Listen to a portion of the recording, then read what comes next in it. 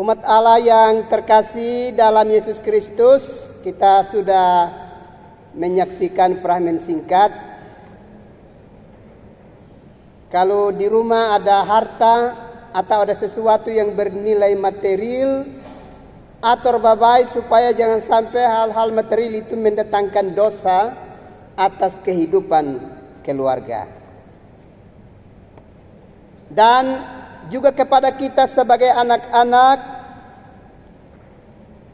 kita mesti bekerja kuat, bekerja keras, sehingga kita tidak mengharapkan apa yang ditinggalkan orang tua sebagai warisan dan menjadi sesuatu yang kita perebutkan dan menghadirkan dosa dalam hidup kita.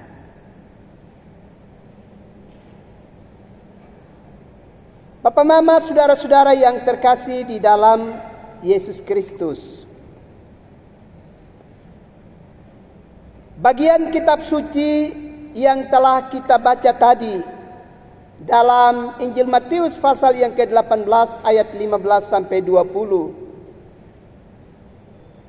menolong kita untuk hidup dalam saling menasihati seorang dengan yang lainnya dalam suasana cinta kasih. Sebagai manusia, kita menyadari bahwa di dalam keseharian hidup kita pada suatu ketika bisa terjadi ada di antara saudara kita atau orang-orang yang selama ini menjadi bagian bagi kita, menjadi teman sekerja kita, yang hidup selingkungan dengan kita dalam hidup bermasyarakat maupun bergereja, bisa terjadi suatu saat bisa dapat mendatangkan rasa sakit hati bagi kehidupan kita, atau melakukan sesuatu perbuatan yang tidak berkenan kepada Tuhan juga atas kehidupan kita sesama umat manusia. Dan bacaan firman Allah tadi menegaskan kepada kita bahwa jika ada di antara saudara kita yang karena kelemahan imannya dia terjerat dan terjerumus jatuh ke dalam satu perbuatan dosa dalam hidupnya, maka tugas kita adalah kita mesti menjumpai dia dan bercakap-cakap dengan dia dalam empat mata, supaya mengingatkan dia dan bisa merebut dia kembali untuk hidup dalam persaudaraan sebagai satu keluarga atau juga sesama umat percaya. Dalam bacaan firman Allah tadi, Yesus menegaskan bahwa jika ada seseorang saudara yang berdosa, maka hendaknya kamu menjumpai dia dalam empat mata dan melakukan percakapan dengan dia dan mengingatkan kepadanya untuk kelemahan dan dosa yang telah dia kerjakan di dalam hidupnya. Seringkali di dalam kehidupan ini, manakala ada satu kelemahan tertentu yang dialami oleh seseorang, saudara atau keluarga atau sesama kita, maka kita tidak sudi untuk berjumpa dia dalam nada kasih dan mengingatkannya, tapi justru kita menggunakan metode yang lain dan akhirnya membuat perseteruan, permusuhan dan rasa dendam dan dengki makin panjang di dalam kehidupan kita. Melalui bacaan firman Allah tadi dengan tegas diingatkan bahwa tugas kita adalah menyelamatkan saudara-saudara kita yang karena kelemahan imannya telah jatuh di dalam dosa. Di dunia sekarang, kadang-kadang kalau ada yang melakukan kesalahan, bukan didekati dengan empat mata untuk menasihati dan merangkul serta merebut dia kembali dalam persekutuan umat percaya, tapi justru masalah-masalahnya diposting di media massa. Firman Allah mau menegaskan kepada kita bahwa kesalahan atau dosa tertentu atau praktik kehidupan yang tidak berkenan yang sudah dilakukan oleh sesama kita, saudara kita, orang-orang yang kita kasihi dalam persekutuan kita, itu tidak boleh menjadi bahan obrolan di antara kehidupan kita sebagai umat manusia. Kadang-kadang kalau ada satu keadaan tertentu yang terjadi, kita bisa mengunjungi teman kita, saudara kita, sahabat kita yang lain, langsung kita bilang begini, "Sudah dengar kok? Bukan kita mau omong orang mah, tapi lalu kita mulai berkisah dan bercerita begitu luar biasa." Setelah membaca dan merenungkan bagian ini, saya merasa sebagai satu pribadi merasa malu. Oh, ternyata yang selama ini kita lakukan sonde benar dalam pandangan Allah. Tugas kita adalah bukan memposting atau menjadikan masalah sesama kita menjadi bahan obrolan, bahan diskusi.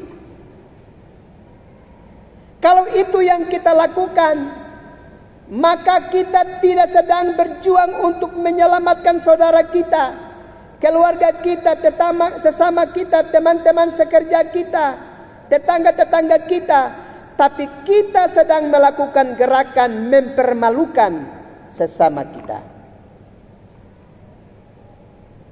Dan bagian kitab suci yang kita baca tadi justru menolong kita untuk menjauhkan diri dari praktik hidup yang mempermalukan sesama kita karena kelemahan imannya yang telah membuat dia gagal dalam hidupnya.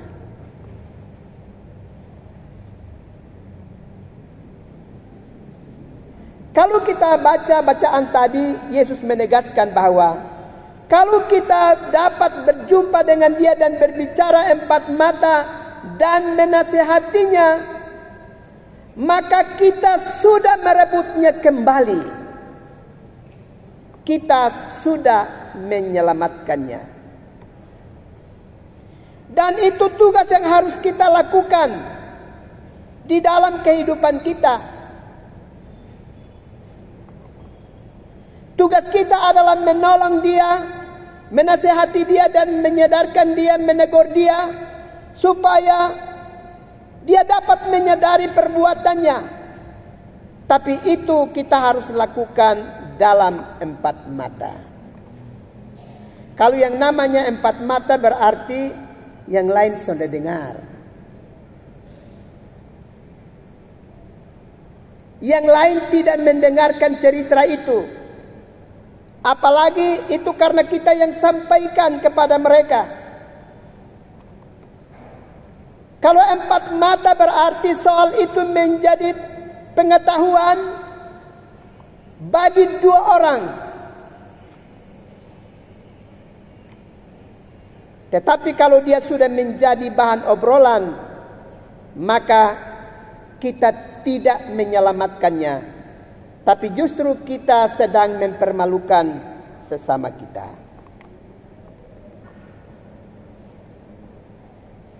Karena itu, Bapak Ibu saudara-saudara yang terkasih dalam Yesus Kristus, kita mesti ingat dengan baik, Allah memakai kita untuk tolong mereka yang telah jatuh dan menyelamatkan mereka, menemukan mereka kembali, dan bukan mempermalukan mereka. Ini penting untuk kita perhatikan di dalam kehidupan kita sebagai umat percaya. Kalau kita dapat menasehatinya, dan menolongnya. Sekalipun dia tidak dapat mengalami pertobatan dan dia masih terus hidup di dalam kegagalan hidupnya, kita sudah menyelamatkan diri kita.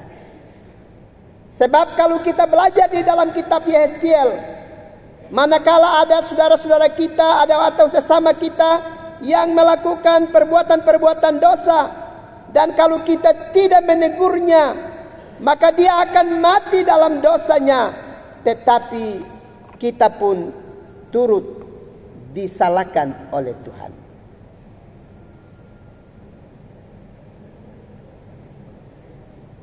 Lebih daripada itu, melalui bacaan firman Allah ini tentu Yesus mau menegaskan kepada kita sekalian, kalau ada saudara kita atau ada teman kita, ada sahabat kita yang berjumpa dengan kita empat mata untuk menasihati kita dan menegur kita, memperingatkan kita, hendaknya kita menyadari bahwa itu adalah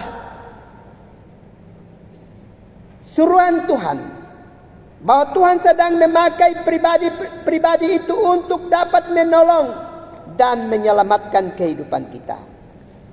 Karena itu jauh lebih baik kita segera menyadari perbuatan kita dan menyatakan pertobatan, dan tidak lagi melanjutkan praktik kehidupan yang tidak berkenan.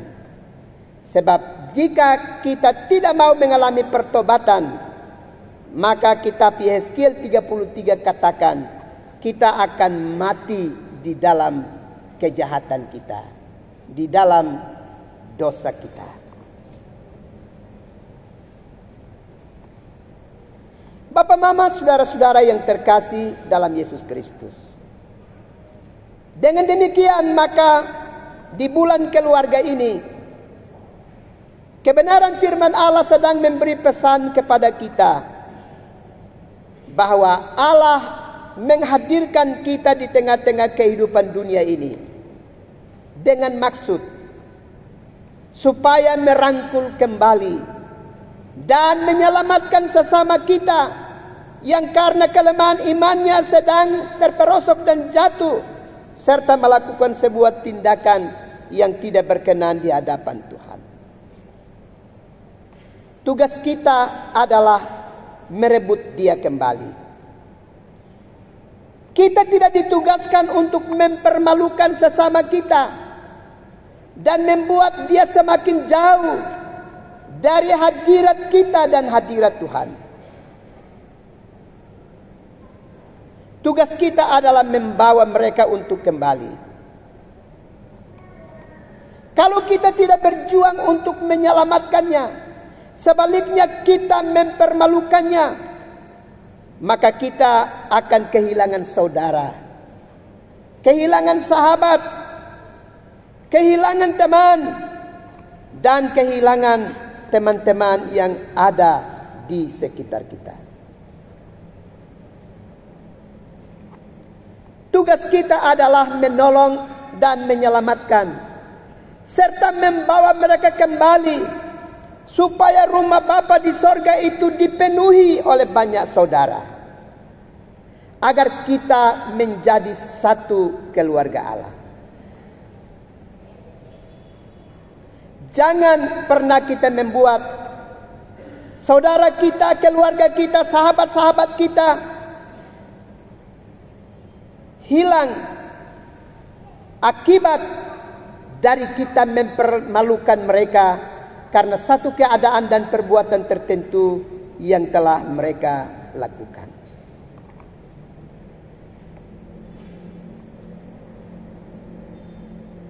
Selanjutnya di dalam bacaan firman Allah tadi, bahwa memang kita mendapatkan mandat dari Tuhan, kita memperoleh wewenang dari Tuhan untuk kita saling menegur dan saling memperingatkan demi dan untuk keutuhan hidup keluarga dan keutuhan hidup sebagai orang-orang percaya. Dan tugas itu, apa yang kita lakukan untuk saling menegur, untuk saling menyelamatkan tadi, adalah tindakan yang direstui oleh Tuhan. Dan selanjutnya, hindarkan diri kita dari tindakan-tindakan yang kita lakukan di luar dari kehendak Tuhan. Supaya dengan demikian kita tidak membuat banyak orang yang hilang dari tengah-tengah persekutuan hidup kita sebagai satu keluarga Allah.